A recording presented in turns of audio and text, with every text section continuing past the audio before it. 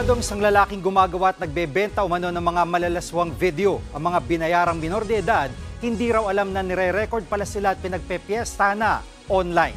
Nasa frontline ng balitang yan si Brian Castillo. Ikaw may karapatang manahimik o magsawalang ibo. Wala nang nagawa ang lalaking ito nang palibutan ng mga tauhan ng PNP Anti-Cybercrime Group sa kanyang bahay sa Maynila. Inaresto ang suspect na si alias Blondie matapos sa reklamo ng pagbibenta ng malalaswang videos online. Sa cellphone niya yan? Cellphone niya pero sa Telegram yung details.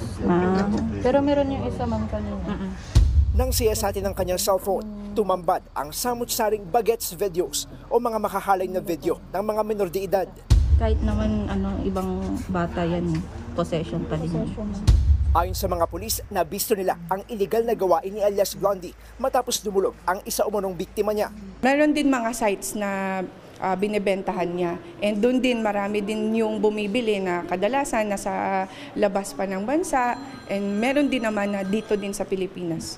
Ayon pa sa ACG, karamihan sa mga biktima ay halos mga kalugar lang din ng sospek na inalok niya makipagtalik kapalitang pera. Pero wala raw kamalay-malay ang mga batang biktima na may iba pang pakayang sospek.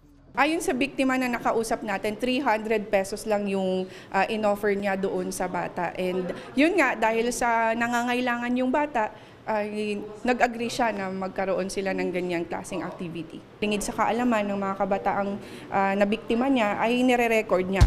Posible raw na matagal ng kalakaran ng sospek ang pagbebenta ng bagets videos, kaya hindi rin malabong mas marami pa ang mga nabiktima niya.